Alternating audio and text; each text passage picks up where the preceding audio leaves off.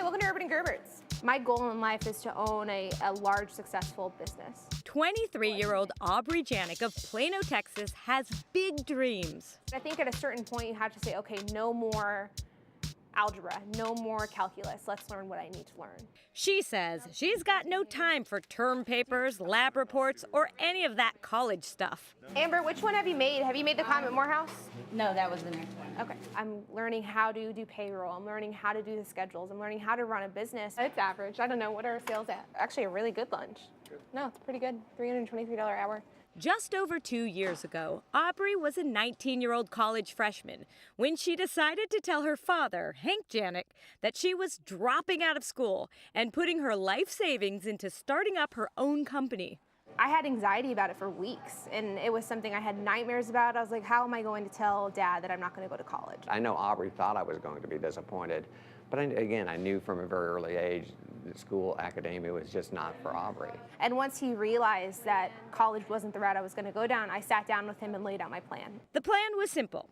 Take the money that was paying for college, along with the rest of her savings, and get started running a business. I thought about making my own business from scratch, but then that comes with a lot of risk, and I was relatively inexperienced at that point, and so I was very nervous about starting a business from scratch. Her father suggested going with an established franchise concept might be less risky, and Aubrey jumped on it. I was just trying to find a concept that would not only accept me as at the time, a 20-year-old franchisee, but one that was in my costs, like in my price range. Hank also suggested she avoid taking on anything too complex. You needed something simple as sandwiches or pizza, and you want to limit what your responsibilities are so that you can get good at that and then move on to something bigger. I was like, I can do this. It's not going to be a big deal. But my dad was the one who was like, no, you're not ready. Aubrey wouldn't be ready, Hank told her, until she got some hands-on experience, learning how franchises operate. I then went to Chicago, worked with a franchisee there for 6 months, and that's what working in Chicago taught me, was that I have to know restaurant operations, I have to know business, I have to know how to do this, or else I'm going to fail. After she spent time learning the ropes with others, they both felt it was time for Aubrey to get started on her own. Hi, how are you guys? I went for a $250,000 loan, and I went to anybody that I could think of. Aubrey came in to see us, and she was prepared, looked professional. She brought in her business plan. Jeff Bacchus is Chief Lending Officer at Aubrey's local Synergy Bank.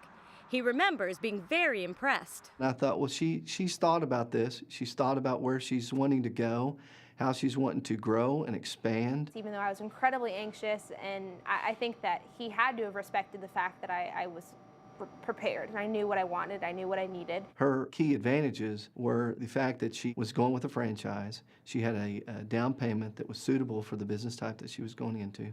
She had additional liquidity, and she had some collateral to put up on the loan. My bank took a huge leap of faith with me.